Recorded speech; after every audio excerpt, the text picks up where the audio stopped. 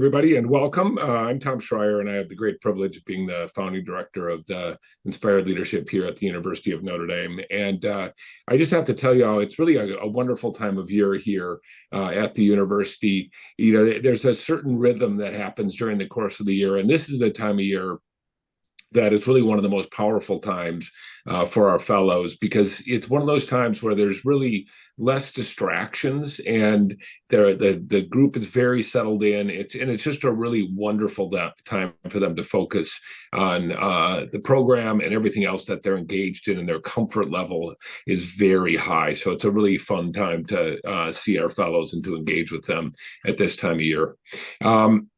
Today, our objective is relatively simple. We know that this is a big decision. We believe it's a wonderful opportunity, and we just want to make sure that all of you are as fully informed as possible as you discern whether or not the Inspired Leadership Initiative is right for you. So, if you don't mind moving to the next slide, the elements that we're going to go through here are the vision, kind of what to expect in terms of the core and distinctive elements, and then talk a little bit about the experience our fellows have had and the kind of support that we see from our leadership and faculty. So the next slide here really just highlights the leadership team that does everything from ensuring that we are attracting the right kind of candidates to the program, to running the program while our fellows are here, to ensuring that our alumni have a great experience. I'm not going to introduce everybody here. You'll have an opportunity to meet a number of these folks, but I will just say that we're incredibly fortunate to have such a remarkable team to support everybody, both really across the entire time, from before people join, during their ILI journey, and afterwards. So let's start here, diving a little bit into the substance, just on the key elements of the vision. And this is the vision that we developed actually before we launched our first cohort. And just to give you a little bit of context, our sixth cohort of fellows is here now. And I just want to highlight a couple things that come through here in the vision that we were very intentional about putting into the vision, and that we really work hard to bring to life for our fellows every day. The first is the word accomplished. We were very intentional with that word. We didn't use the word successful because we didn't want to imply that people had to be at a certain position in a hierarchy, really just that people were accomplished in whatever mission they decided to undertake in the context of their career before joining us here at the University of Notre Dame in the Inspired Leadership Initiative. So that's brought us people with backgrounds in business, education, ministry, military, journalism, you name it. And that's really what makes the program so rich, is the breadth of people that come here to do what we call the ARC. And the ARC really has three elements. The first element is to really discover things that people really maybe haven't even imagined they might be interested in pursuing. The second is to discern what of those things is the right direction.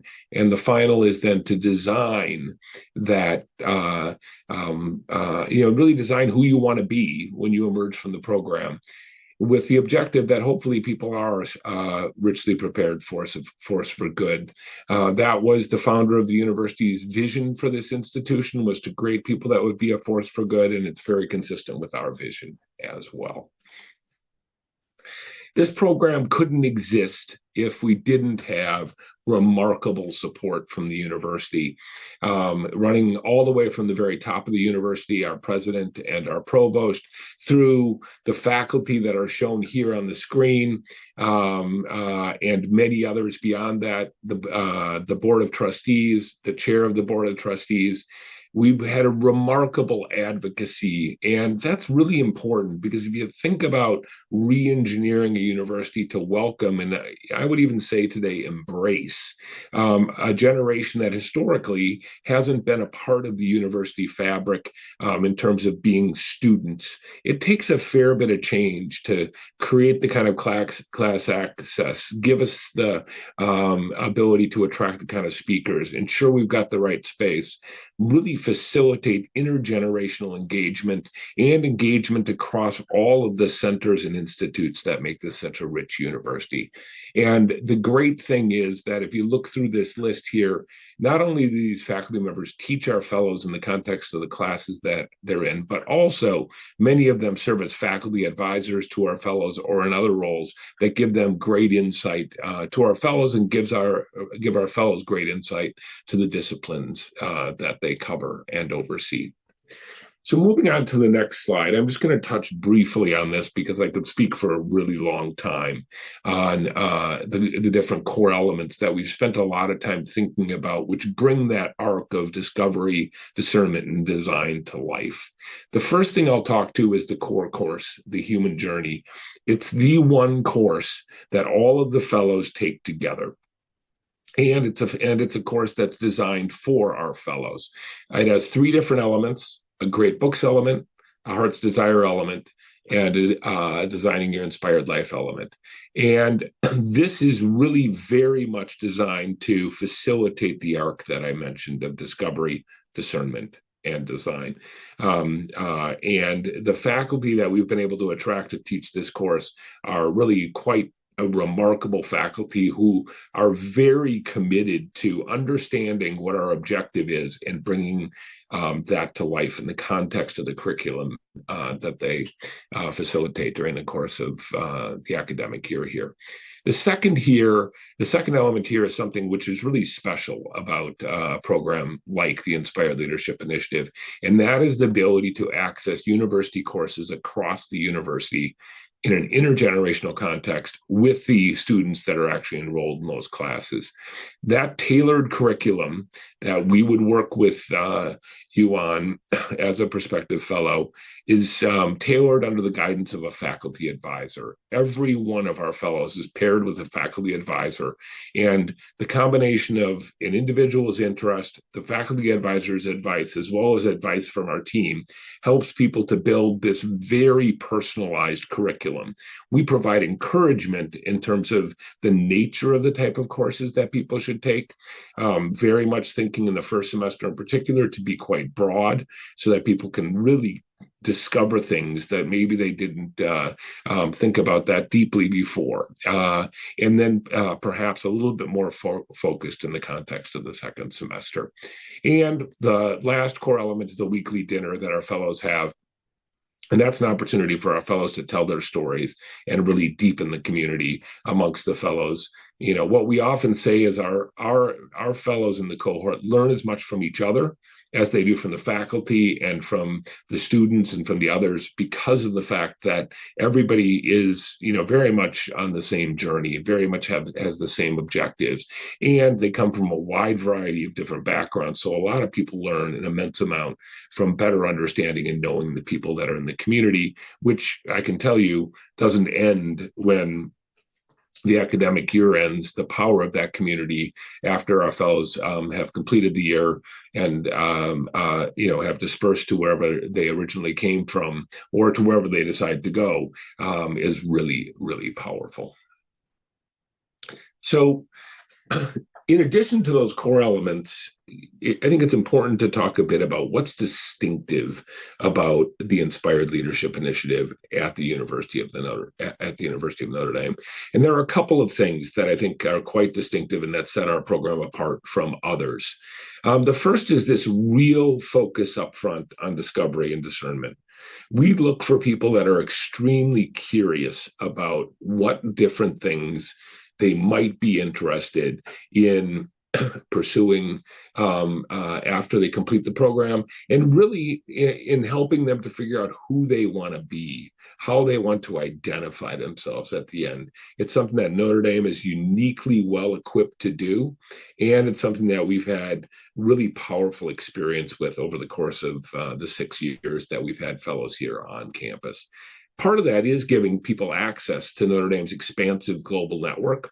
And our fellows have done that in a variety of different ways. One way that I'll mention is that a number of our fellows have, after they finished the program, worked with our center in Dublin, Ireland, in various roles, working with students that are there in various different capacities. That's just one example of how people have used Access. People have also accessed over time our center in Rome, our center in London, our center in Jerusalem. So there's a lot of ability to access the global network that Notre Dame has. Really importantly, and something which I think we all underestimated before we got underway, is there's really powerful engagement with the university community. Our fellows and those people that run various centers and institutes and other programs across the university really find a way to work together very closely, in large part because it's unusual, as you can imagine, for people who are accomplished to spend an entire academic year here on campus. So it's different than people that drop in and guest lecture or drop in for a game or drop in for something else. This is a much more continuous engagement, and it gives people an opportunity to develop really powerful relationships, not only with the university community, but also with the broader community that Notre Dame can help to facilitate. Very importantly is the intergenerational element. What really distinguishes programs like this from things like going to your local community college to take a certain course that might be of interest is oftentimes those courses are not with actual undergrad and graduate students who are pursuing their degree. Ours is with the students, and the intergenerational learning that happens both ways is very powerful, and the relationships that develop between the students of this university and our fellows can oftentimes be quite powerful. And then very importantly, and clearly last but not least, Notre Dame being the institution that is, there is a invitation to spiritual enrichment for those of all faiths who wish to do that. And Father Kevin, who leads that part of our program, will be joining us during the Q&A, and he'd be happy to answer questions on that front. So let me close my part of the discussion here with a little bit on what we look for. You'll hear me say more than once, if you continue to be interested in engaging in this program, that the single most important thing we do all year is attract the right people to this program and have them be a part of this program. And if we do that right, everything falls into place beautifully. So I've already talked about accomplished leaders, and it's a very broad definition that we have for accomplished. But that is the nature of the people we look for. One thing that's really important is that the individual's chosen career is complete. It's not in the process of being completed. And we say that because this experience, I think, like virtually any kind of important experience, is best when one can immerse in a meaningful way. And we have had experience, I use small business people as an example, where small business people have been transitioning their business as opposed to having transitioned their business. And they found that that's more consuming than they expected. And their experience was that it caused them to be able to draw less from this program than they might otherwise have liked to. We look for diverse professional backgrounds because, as I mentioned earlier, we believe that people can learn from each other if people come from different backgrounds. And many people have been inspired to do things by other members of their cohort or alumni or others. So that's been very powerful. We do have capacity for fee reduction because we realize not every accomplished professional has been in a profession that is high in remuneration. And we want to make sure that we can access people across a diverse and robust set of different backgrounds. Really importantly, we're looking for people with curiosity. We want people who are coming to this university to take advantage of what a place like Notre Dame can offer. And that is the ability to think of good questions and have those questions addressed. And that's kind of at the core of what a university does. So that curiosity is really important. Familiar with and new to Notre Dame, about less than about around 30% of our fellows have been graduates of the University of Notre Dame, and to a certain degree that's intentional because we want people that come from different backgrounds, different geographies, and have different levels of familiarity with this institution. We've been very fortunate to draw people from across the globe, which has been incredible and really added to the richness of the cohorts. High EQ is one of those things that we do look for. And I would tell you what we mean by that is people who have a really good sense of themselves and what their role is when they're here. many people have engaged with universities that they're connected with in the context of being things like guest lecturers or other things, where they're the expert. In this context, the individuals are really should think of themselves much more as students. So we're looking for people who really have the ability to really adapt and operate effectively. And then lastly, no sense of entitlement. We don't want people that feel like they're entitled to be here. We want people who we believe are the right kind of people who are going to draw an immense amount from this program and at the same time, hopefully have a lot to offer to the other members of the cohort, as well as to the university and the community more broadly. So with that, I'm going to hand it over to Ashley, who can talk to you a little bit about what it's like to be a fellow here at the university. Thank you, Tom. Before I get started, we're going to take just a few minutes to show you a video that features some of our former fellows sharing their perspective on the program and just highlighting some of what the activities they participated throughout the course of a given week might look like, or what a day in the life of a fellow might look like. So, Joe, if you could go ahead and play this video. I think that the ILI, one of the things that really gives you is an opportunity to investigate your own motives and your own talents and try to see if there's something you've been missing in what you've been doing for the last 20, 30, 40 years. The first day of class, we got introduced to the kids in the class. It's kind of neat when they espoused you and you kind of felt like, or a little bit like a rock star. Every student I've had contact with is interested, focused. They're a great group of kids. I really feel very close to them. And, on average, probably, 30 to 40 years younger than me. So adds energy. I've had an opportunity to grab coffee with different students and meet them one-on-one and do a little bit of like a mentoring kind of a thing as they're considering different career paths. I can interact with undergrads. I can interact with the grad students. I attend classes. I play badminton with them. Where could you go to a tennis match, a basketball game, ladies and men, and a hockey game all on the same weekend? Here, we would never do that at home. And so the week is busy, between all those different things. And then probably the thing that I appreciate most is the extra activities that are available to you at Notre Dame. There's always different guest lecturers coming to campus. I'm usually trying to figure out what my week looks like, and I can't really get everything in there that I'd like to do. It's been absolutely gangbusters. I think all of our group, our cohort, would agree that the most important thing is actually the group members. The cohort gets together for the one class that we take, and then also get together for a group dinner on Wednesday nights. I laugh about this, but it's really true. I tell my fellow ILIers and our professors, one of the great things about this is it's not a pass-fail. We're in a pass-pass situation.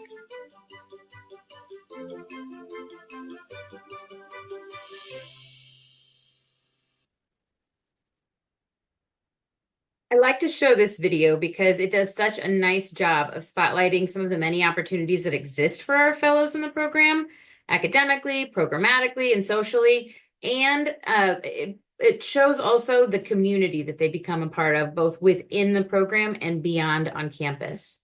So you heard from some of our now alums talking throughout the course of the video about the many ways they've engaged with students, both in and outside the classroom. And this level of engagement is also true for our fellows with faculty. Both students and faculty are always eager to connect with our fellows in the program.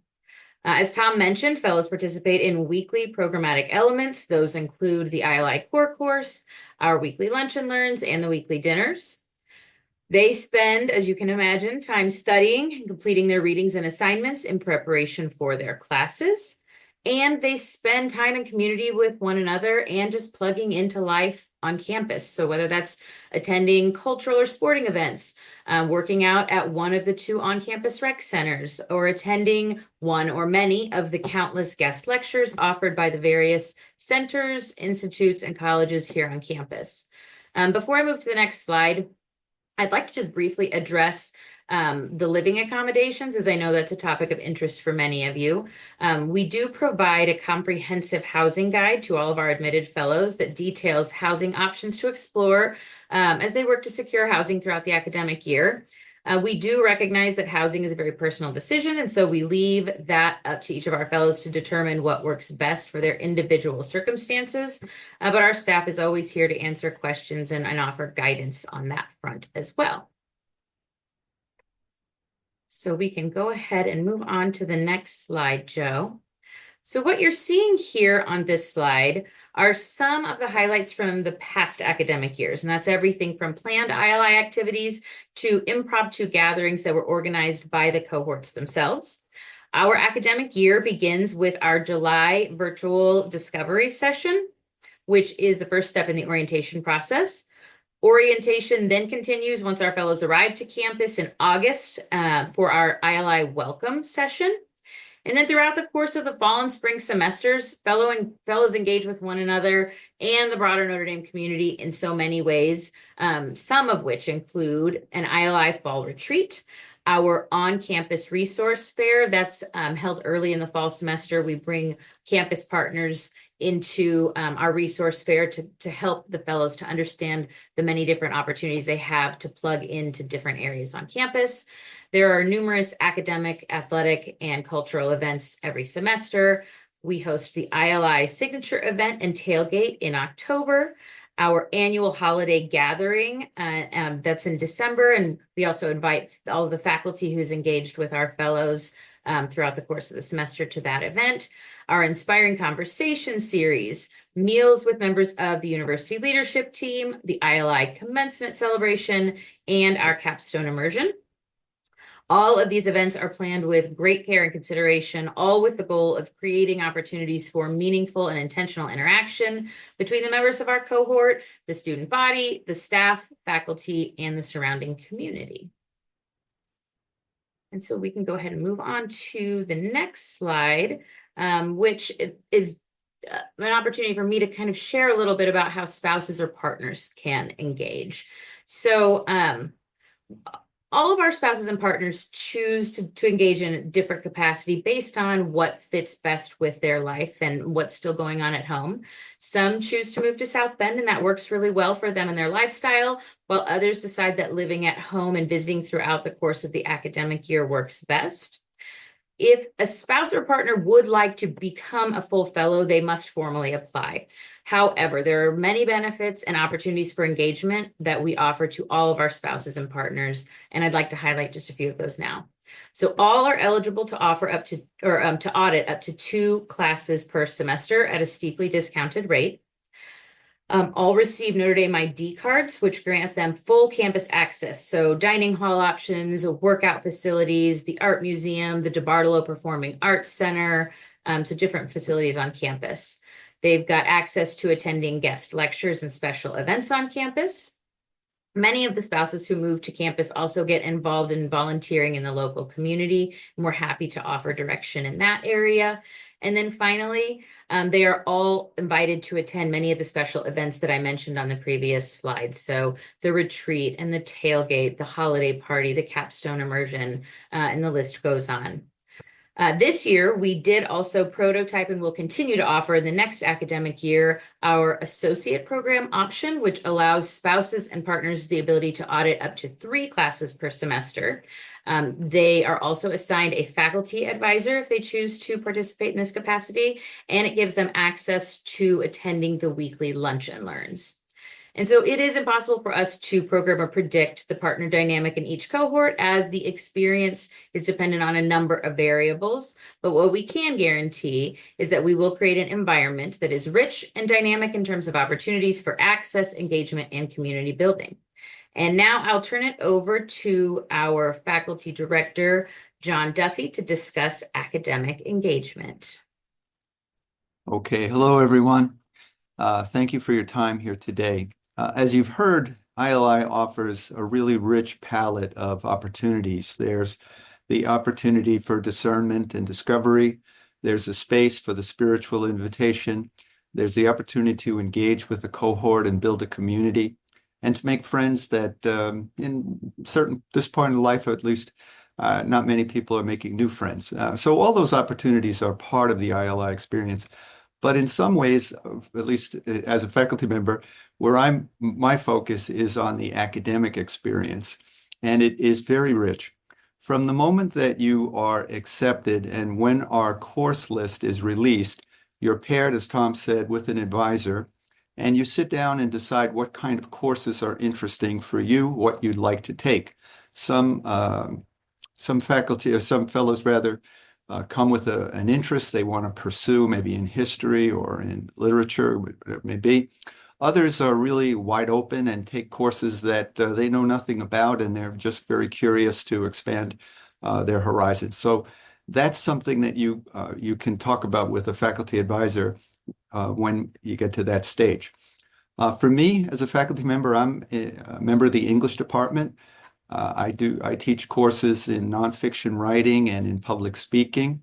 I've had a number of ILI fellows in my classes over the years, and I've really come to value that participation on the part of the fellows. Initially, when I first heard about ILI, I was a little bit curious. So what is this? And why would I want somebody like this in my classes? What would be the benefit to me as a faculty member, to my students? And what I learned was over time that the ILI fellows offer a really, really rich learning opportunity. They offer perspectives that my students generally don't have. And they offer perspectives that in many cases I do not have. And so the intergenerational learning that takes place, where students are learning from fellows and fellows are learning from students, and as I said, I am learning from fellows and students' interactions, can be a really, really rich academic experience. I have found over the time that I've been involved with ILI that faculty across the university, those of us who have had students or fellows in our classes, have had almost a uniformly positive experience. One of the things I do as the academic director is to travel to department meetings, talk about ILI, and listen to what faculty have to say about their experiences. And they are, as I say, uniformly positive. Faculty, in some cases, wind up mentoring fellows, and fellows, in some cases, wind up mentoring students. But I also think it's important to mention that the fellows themselves can be mentored in the sense that they get to learn about what it means to be a college student, a young person at Notre Dame at this particular period in history, at this period of their lives. And it, as I say, it can make for a very, very rich experience. Could we go to the next slide, please? Right. Okay, so these are some sample course lists that you might draw from. So all of the fellows, as Tom said, take the Human Journey core course, and that's in the fall and the spring semester. The list at the top of the slide, this person's taken Poverty, Business, and Development, Introduction to Peace Studies, Building an Anti-Racist Vocabulary, which was a one-credit online course.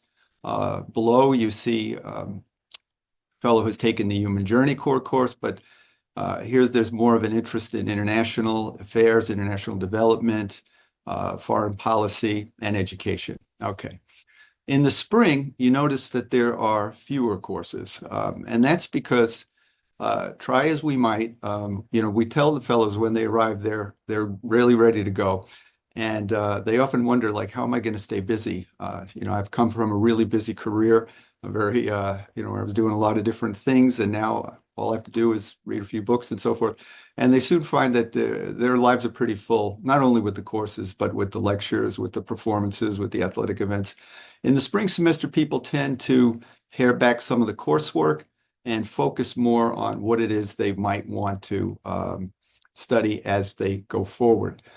So you can see in these two courses that, these two course lists, there are fewer courses, and maybe they are more at this point looking to, in some cases, to really hone in other cases, to take that watercoloring class or the class in guitar and whatever it is that they've wanted to do.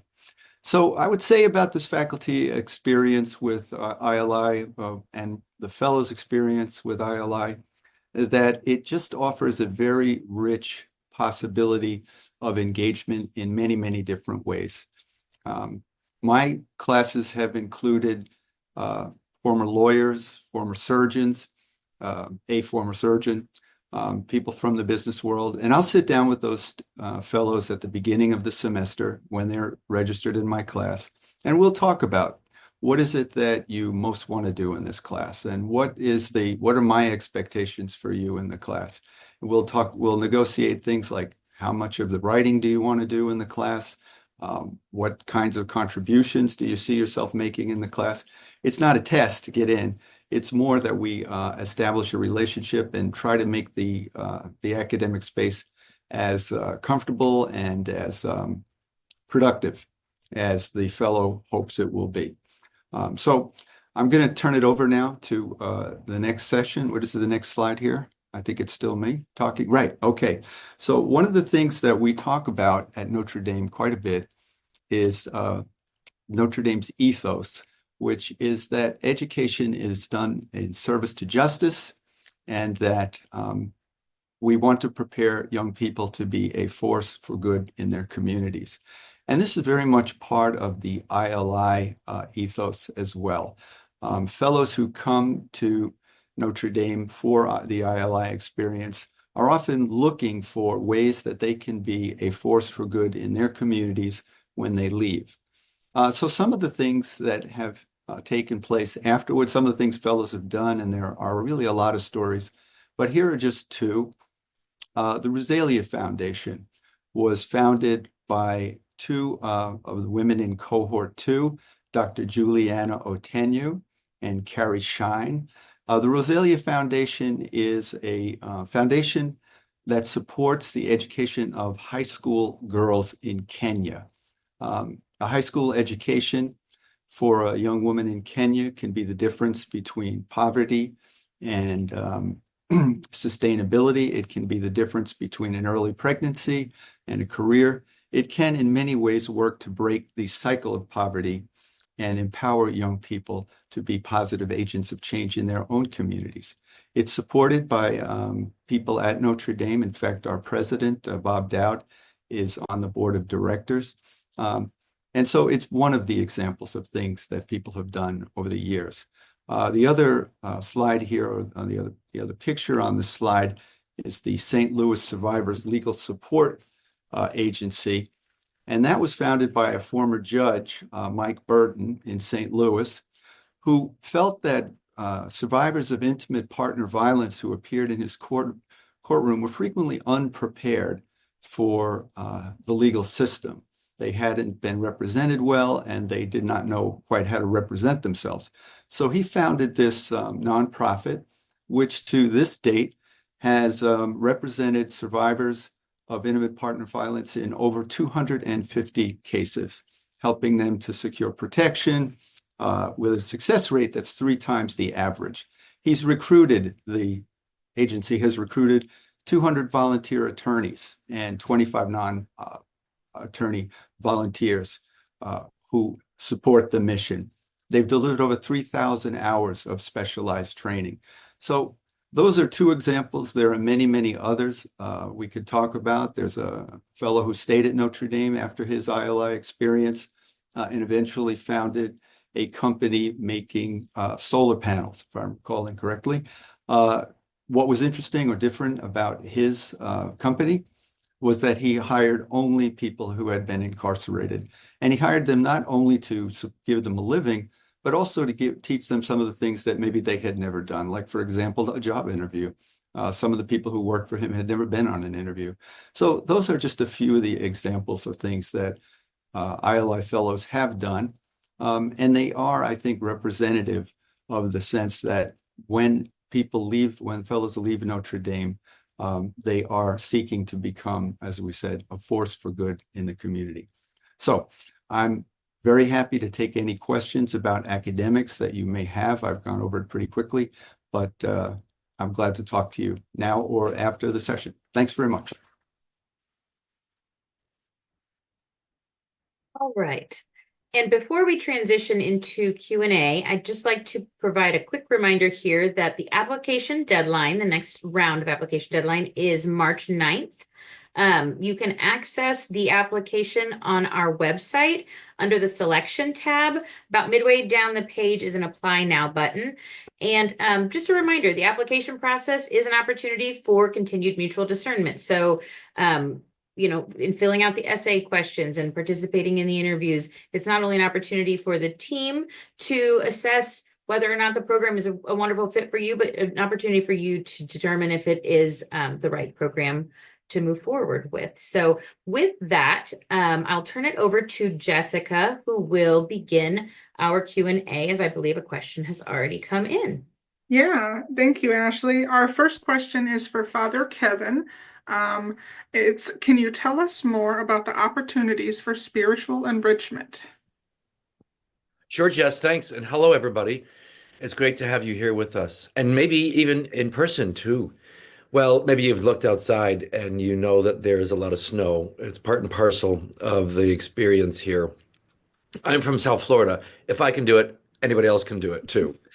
So, in fact, I love the idea of the snow here because I have learned how to cross-country ski, and that's why I would prefer more snow and snow that would hang along longer. Sorry, you didn't come here for that. Well, spiritual enrichment, what can I say about that?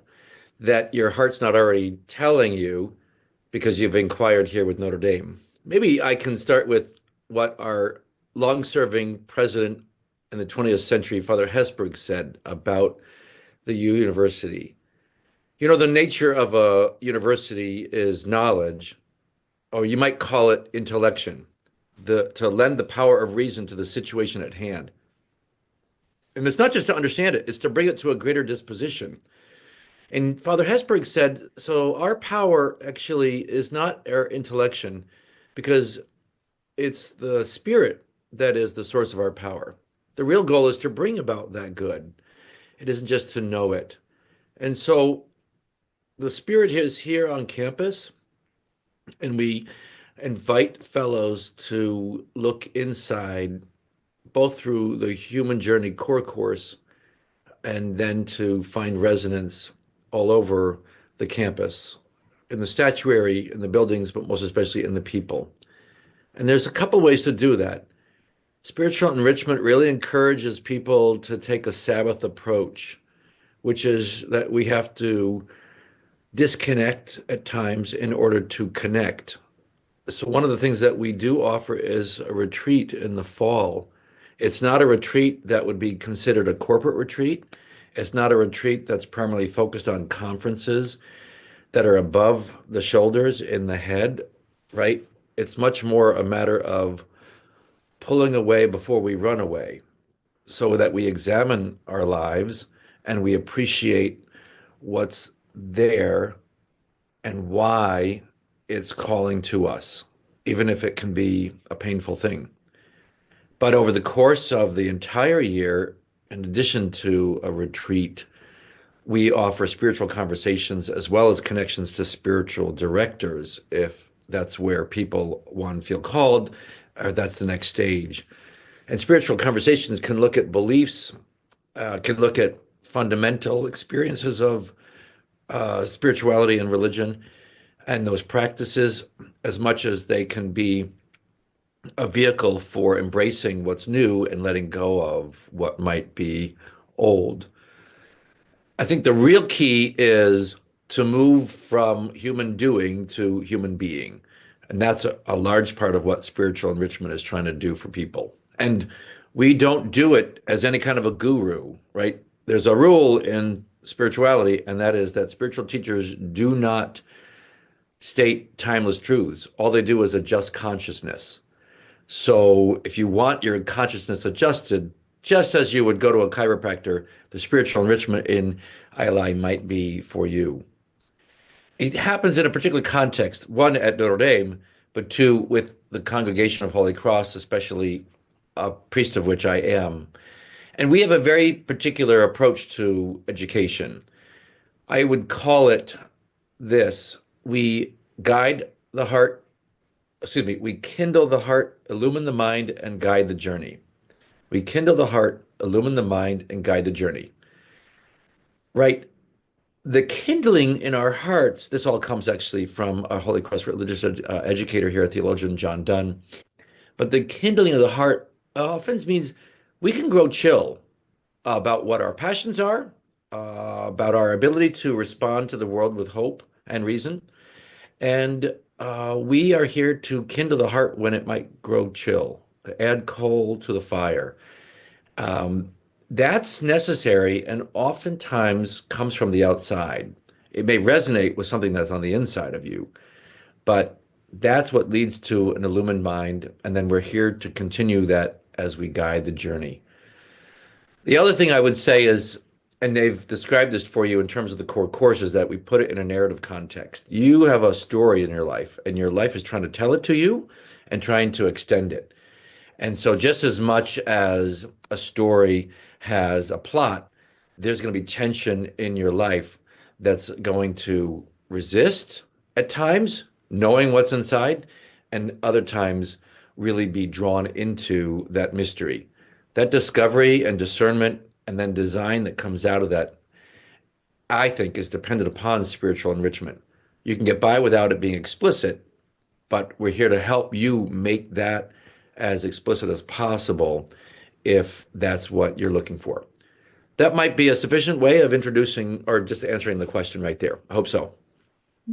So our next question is actually from Patrick Oliver. He says, could you please provide further details about the content and methodology of the core course through the human journey and how many hours per week that cohort members would need to devote to that course? Yeah, I'll jump in first, Jess, on that, and I'd welcome comments from others, and John, you in particular, on the question. So the content and methodology of the course, as I mentioned, there are 3 different elements to the course. There are 2 that are focused primarily in the fall semester. That's the Great Books element, as well as the Heart's Desire element. And I'd let Father Kevin actually talk to that, since he leads that element. And then in the spring semester, it's designing your inspired life. And so to get to kind of the components around kind of time and commitment, that class meets twice a week for about an hour and a half. Currently this year it's I think 3:30 to 5 o'clock on Mondays and Wednesdays. And there is preparation, just as there is for all classes in advance of that class. And in fact, much of the faculty ask for people to do certain readings. When we say great books, it's not the entire great books like the undergraduates might do. It's excerpts from books that the faculty believe bring relevant themes to a discussion. And the classes are very much in a seminar style, meaning questions are posed and discussions are held. And that really creates a really powerful richness in the context of that class. In the spring semester, the shift is more towards this, kind of tail end of the discernment process and really focusing on the design process. That class also meets twice a week. That class brings both philosophical as well as more practical elements to people's ability to really kind of fashion the direction that they want to head when they emerge from the program. Father Kevin, I just welcome your comments on the element that you lead. Sure. Thanks, Tom. The Heart's Desire has a distinction from the great books, and we cover this during our orientation session. And the distinction is this: it is not text-centered insofar as you're reading about somebody else's life. It's life-centered. You are the central text in The Heart's Desire. It's a great combination to put those 2 together, because one of the things that's really easy to do is to avoid our own life by talking about somebody else's. And so what we do is enforce, like, oh, we're here to talk about your life. And that's what we do in The Heart's Desire. So those 2 have worked beautifully together, and we actually created a narrative structure for them. That narrative structure is behind the paywall, as it were. No, I'm kidding. That's another thing altogether. I'm not going to give you the whole lesson here to worry about that.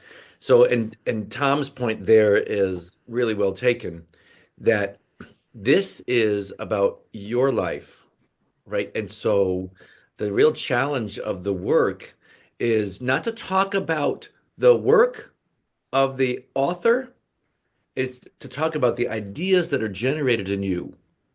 It's one thing to analyze the writing, and that can help us.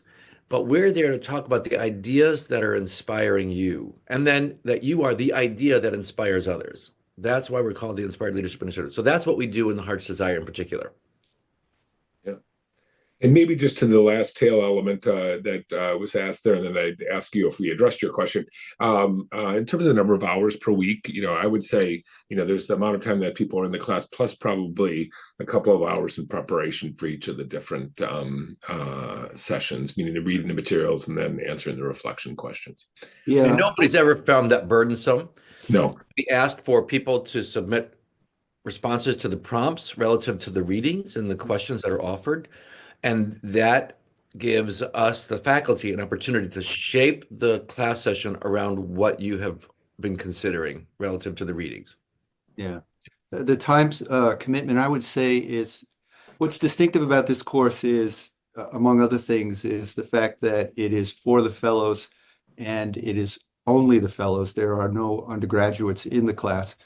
But other than that, in terms of a time commitment and the workload involved, I would say it's fairly standard. It's like other courses. Some courses are going to take more time. They're going to, there's going to be a heavier reading demand than others. That kind of varies from course to course. But this is a seminar-styled course, and it is in some ways not unlike other seminar-style courses offered at the university in terms of the time commitment. Yeah, and I would just say also, as you would hope would happen in a program like this, we've learned during the course of the time that we've had this program, the 6 years, how to kind of optimize the amount of reading and the nature of the reading so that they're very meaningful, they get to the essence, but they're not more burdensome than they need to be. I'd be the first to admit we got that wrong the first year. The readings were more extensive and more challenging than the value that they brought. I think we've now, through experience, been able to strike a really nice balance. And to the point of that balance, I will add, Tom, that we have, the Heart's Desire and the Great Books work together to create a sequence where we're building off of each other. And one of the things that happened beautifully, because we iterate the syllabus every year based on feedback from the fellows, as well as what our own readings are bringing to us. I introduced a new book for Heart's Desire. It had a chapter on The Tempest, and then the Great Books actually read The Tempest from Shakespeare. And that is what you could expect going forward from the faculty too, that kind of collaboration. Yep. Okay. We have a question in the chat, and then we'll, after that one, we'll go to you, Alex, because I see you have your hand raised there. So Michael Gertz asked, he said, I understand that this isn't a degree program, but is there a certificate or accreditation at the end? Yeah, it's a great question, Michael. And the answer is it's not a degree program. And the reason for that is that would give us a significant number of constraints in terms of the flexibility that you have as a fellow to pursue courses that you believe are most appropriate for the outcome that you desire.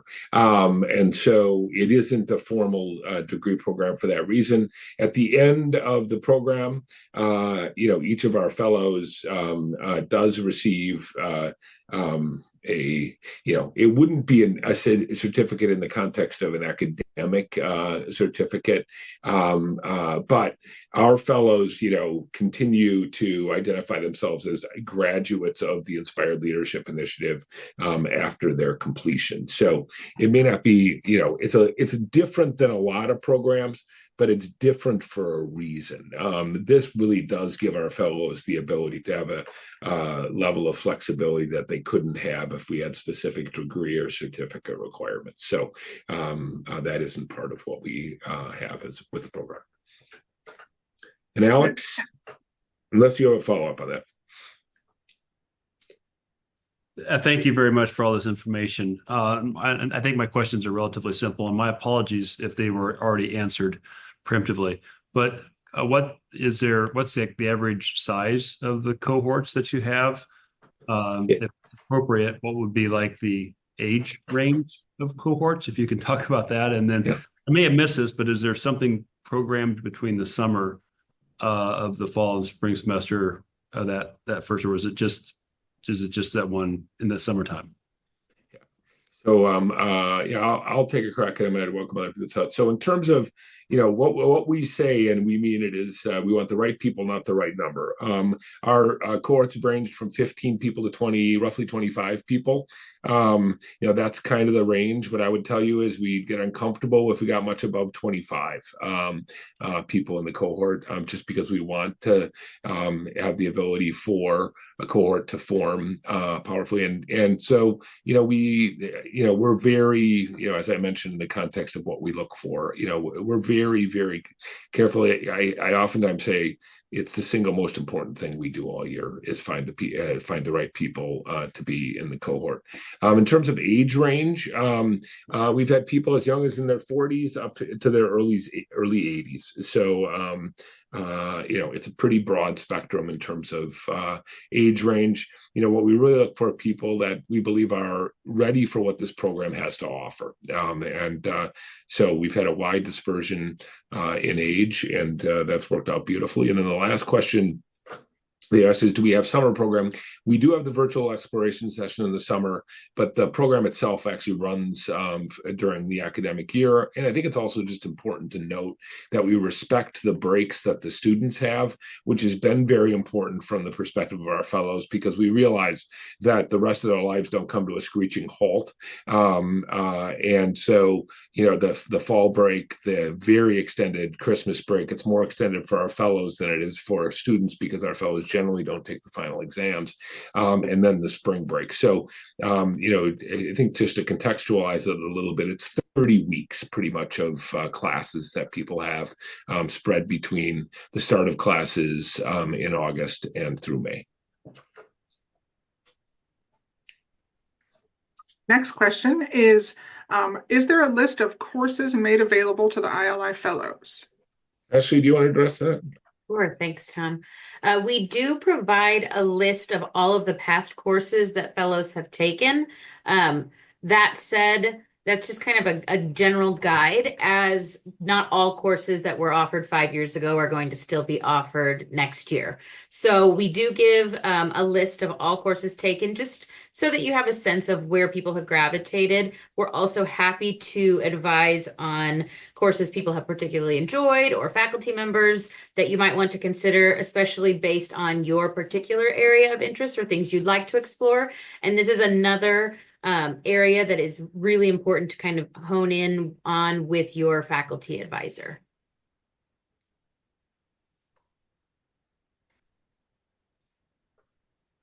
We have another question in the chat from Patrick Oliver. He said that Ashley mentioned volunteering opportunities for partners. Are there also volunteering opportunities for the cohort members? Yes, and so as part of the resource here that I mentioned earlier, we also will provide at that particular event a little booklet or handout of all of the off-campus partners that our fellows have engaged with in the past, descriptions about what those organizations do, how to engage with them, who to contact, and then we're also happy to kind of walk you through additional opportunities in town and in the surrounding community if you do not, if one of those doesn't speak directly to you, or if you have a different interest you'd like to pursue.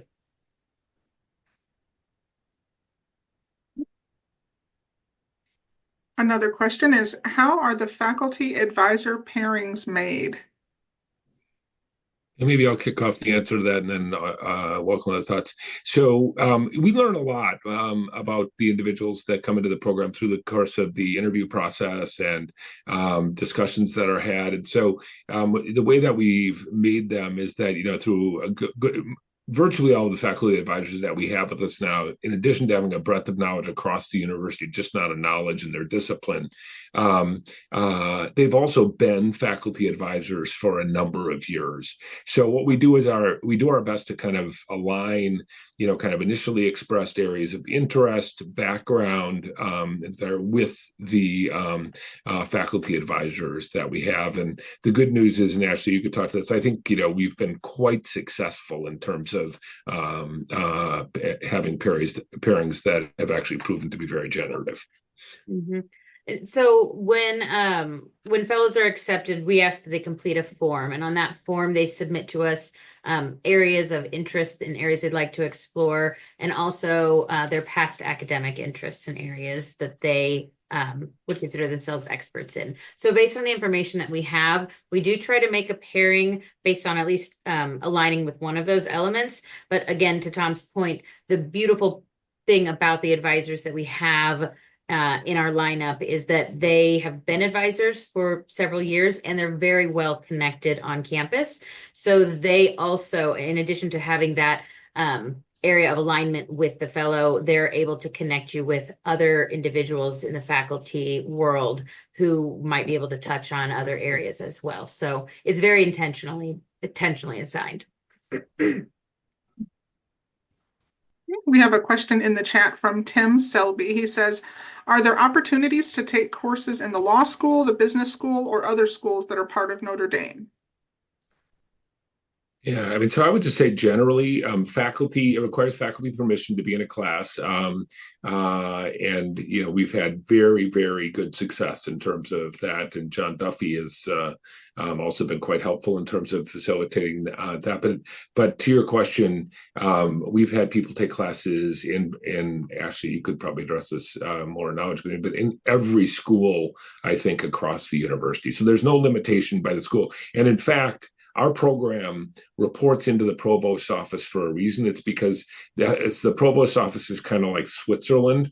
So, you know, if you report it into one of the colleges, there might be a little bit of an inclination for another college to say this isn't my program. The good news is, you know, we have broad acceptance across all of the different schools in the university. We have a fellow right now, if I may mention, that is taking 2 courses in the law school at present, and took I believe he took a course at the law school last semester as well. So the law school has been very open to ILI, and I know that the fellows have taken courses in Mendoza as well. That's the business school. They have. The only area we've ever run into an issue with is some of the PhD level courses. And because the real only reason that has become or has been an issue in the past is because some of these classes build on themselves semester after semester. And so they're very project based. So that's really the only area that's been off limits. And we'd be happy to talk about that in more detail as you're working to select your classes. But yes, we have had people take classes in the law school every semester, in Mendoza College of Business, same deal. So yeah. It is available. But also a little bit to the degree question that was asked earlier, the technical prerequisites that are required for many classes aren't applicable, directly for our fellows. It doesn't mean that there aren't certain specific classes, like Ashley mentioned, where the professor just says this isn't going to work, right? We're not going to have somebody go work on nuclear physics in the nuclear lab, because that could probably be risky to everybody who resides on campus. It is. But this is part of the beauty of it being a non-degree program. If people believe that an individual believes that they can gather a lot from a class and it's a more senior level class and the faculty is in agreement, then that class is available to our fellow. So I want to be, go ahead, John. Yeah. I was just going to say, in some cases, there are prerequisites to a course, but in some cases, professors are willing to waive those prerequisites on the basis of the fellow's previous knowledge, career, and expertise. Yeah. So for example, I'm thinking of one course where the fellow had long experience in the U.S. Diplomatic Corps, and the professor said, great, come on in, don't worry about the prerequisites, you're welcome. So those kinds of things happen as well. Some of these things are negotiable. Yeah. So I want to be respectful of people's time. We've already gone past the hour. So if there are additional questions that people have, we're happy to address them now. And also, the team here is available to you. I mean, our objective is to answer questions and have people be as fully informed as possible as they think about this. So, you can reach out to us by phone, by email, any way that works. But it's really been a pleasure having you join us. Hopefully this has helped you as you've thought about, as you think about this, and we'd love to learn more about you and have a chance to stay connected. Thank you all.